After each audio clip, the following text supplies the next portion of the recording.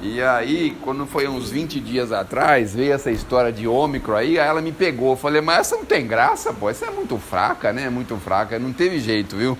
Só peguei essa daí, mais nenhuma. Mas em tom de brincadeira, obviamente que a situação é bem delicada, é bem grave, a gente sabe a dificuldade que muitas pessoas viveram e algumas estão até vivendo até hoje. O nosso respeito, a nossa solidariedade. Com muita saudade de vocês, da casa. E queria dizer também que eu nunca estive nessa casa aqui sem que não tivesse alguma coisa diferente. Todas as vezes que eu venho aqui tem alguma coisa diferente. Dessa vez eu fiquei surpreso. Espantou, né? Porque tem muita coisa diferente, né? Eu fico pensando, o senhor Luiz não está mais aqui, quem é que está fazendo tudo isso? Aline. A Aline, já pensou? Uma coisa dessa, a Aline está fazendo tudo isso. Meu Deus do céu, né? Então a casa está realmente preparada. Eu desconfio que os benfeitores espirituais estão um pouco desagradados, porque agora nós estamos tirando o lugar deles, que eles trabalhavam aqui sossegadão, sem ninguém, né? Traziam os espíritos para cá, fazer pronto-socorro, tinha a maca andando por aí, tinha enfermeira. Agora falar, pô, mas agora vem esse povo aqui atrapalhar a gente, né? Mas na verdade eles vão se entrosando com a gente, obviamente, e nós vamos chegando com as nossas próprias pernas até aqui, evitando esse trabalho que é um trabalho que todo mundo sabe que é muito grande, de convencimento dos espíritos para que a gente possa chegar aqui. É um trabalho imenso, não sei se vocês já ouviram falar sobre isso, mas é um trabalho constante que eles estão martelando na nossa cabeça para que a gente possa conseguir encontrar uma luzinha para vir buscar uma companhia, um socorro, uma orientação, uma ajuda, uma instrução, um conhecimento que vão fazer a diferença na nossa imortalidade. E até parece uma brincadeira, né? Porque nós estamos na Terra nos preparando para a imortalidade e a gente foge desse assunto. Ninguém quer saber desse assunto. Olha que interessante, não é? Mas enfim, estou muito feliz de estar aqui, Dona Áurea, todos vocês, e que a gente possa agora continuar firmemente nesse propósito maior, tá bom?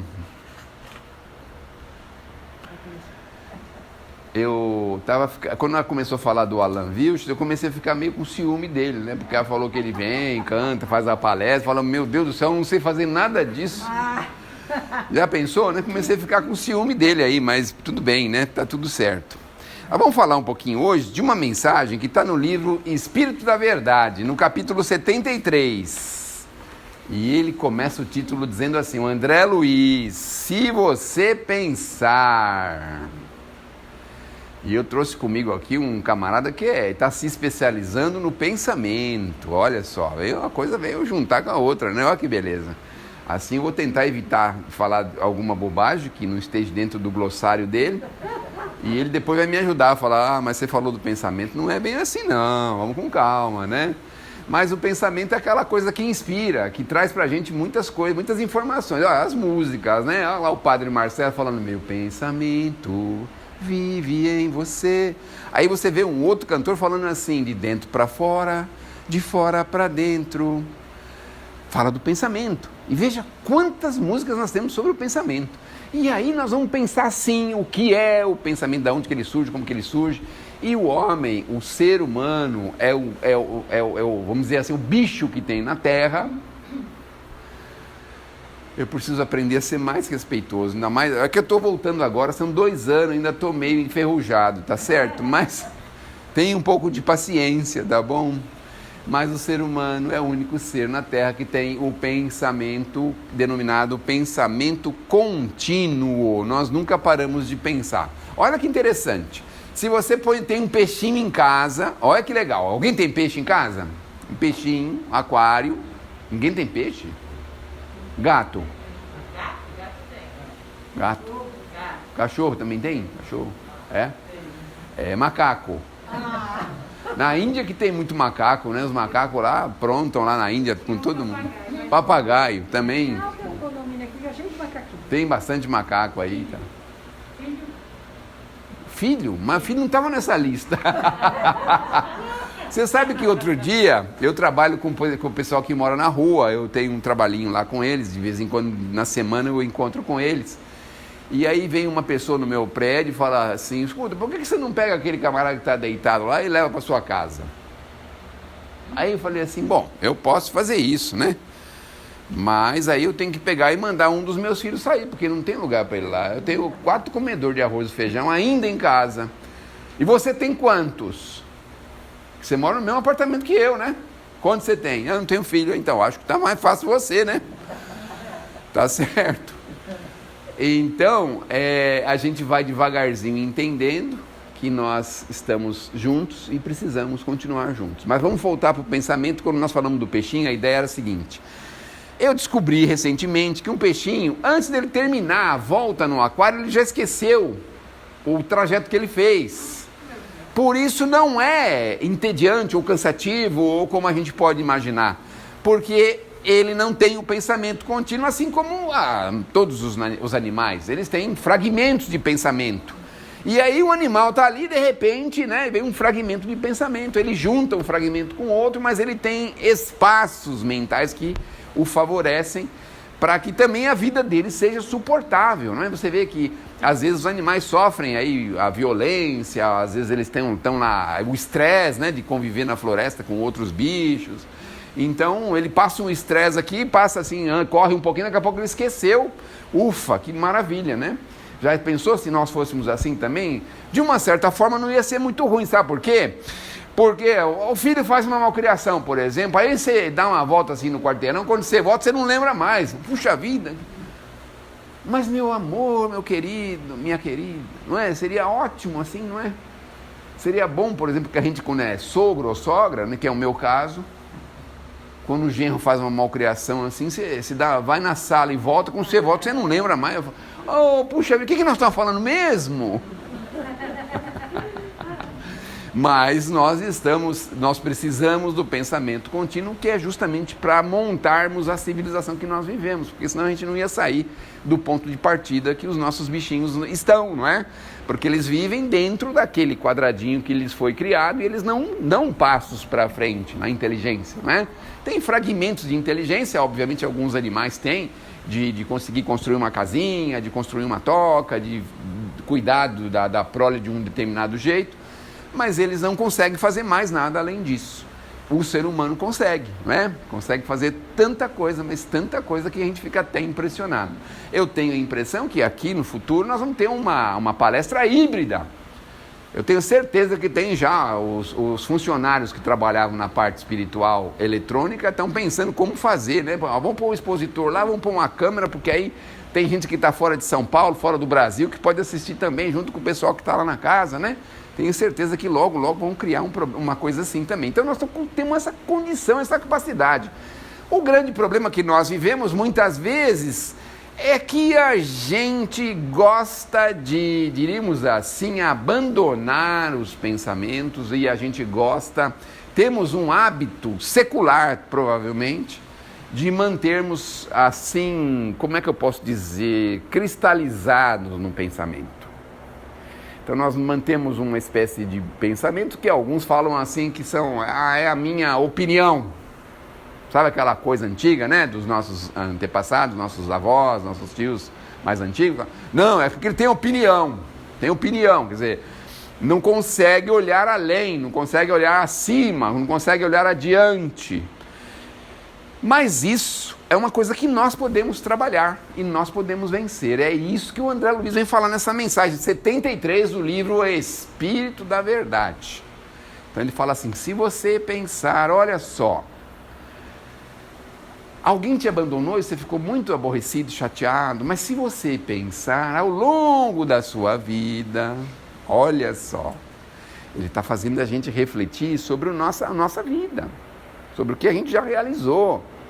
Se você pensar, você vai ver que ao longo da sua vida, em muitas situações, você também deixou as pessoas para trás.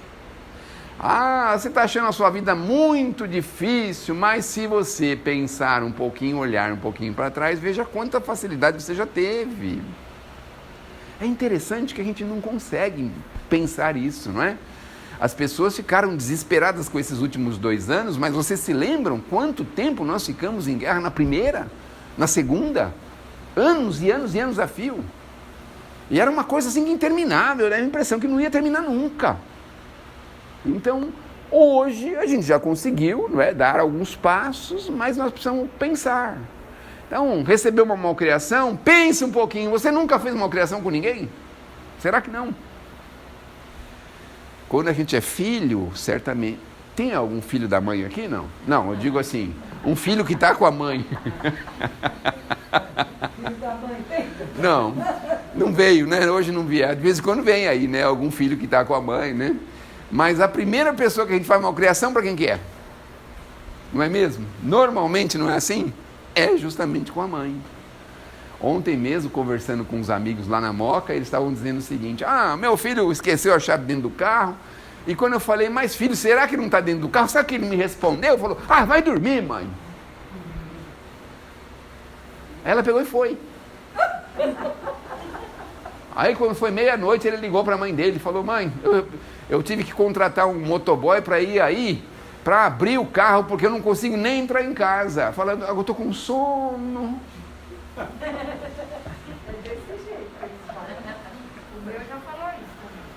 Mas não se esqueça, se a gente olhar para trás, olha o que nós já fizemos, olha só, não é mesmo? Olha só. Eu me lembro da minha mãezinha, eu me lembro dela com muita nitidez. E de vez em quando, o amor cristão dela dizia para mim assim, olha, você não deve falar isso para o seu pai, isso é ofensivo. Olha que bonitinho que ela falava, não é? Outro recado que eu guardei muito dela era assim, não dá notícia ruim à noite antes da pessoa dormir, por que vai adiantar? Adianta alguma coisa? 3 horas da manhã, o fulano morreu, e daí? A gente vai fazer o quê? Pensa bem. Mas você é um gelo, você é frio. Mas deixa a pessoa dormir, com 7, 8 horas da manhã você liga e fala, sabe aquela pessoa que a gente imaginava que ela não ia passar, não passou, pronto. É que a pessoa não se aguenta. Não consegue se segurar, não. Olha só, é o pensamento saindo para a boca. Pensamento saindo pela boca, não é? Então isso é uma coisa tão simples. Outro dia uma pessoa ligou para cá no meio da noite e falou, roubaram o carro. Eu falei, o que eu posso fazer? Mas o carro é seu. Eu falo, e daí?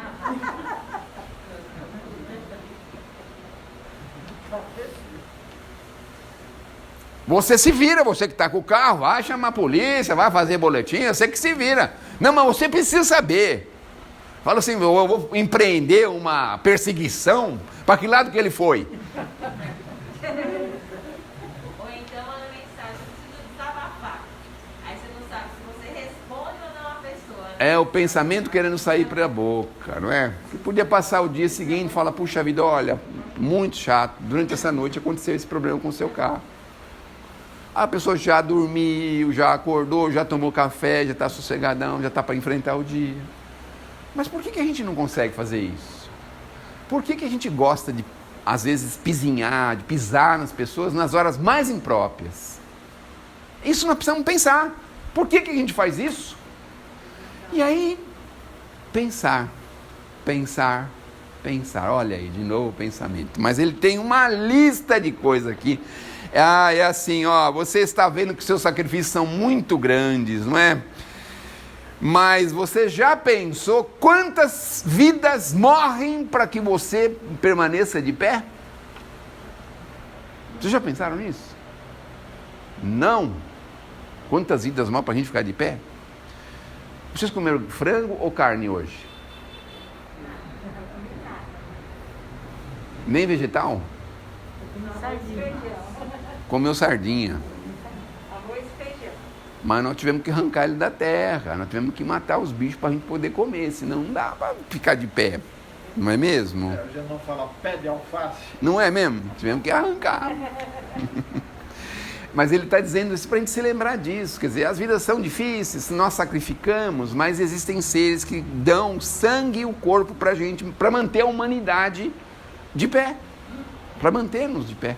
Olha só, mas a gente dificilmente pensa isso. Porque normalmente nós pensamos num foco. No quê? No próprio umbigo, não é mesmo? Na gente mesmo, no egoísmo.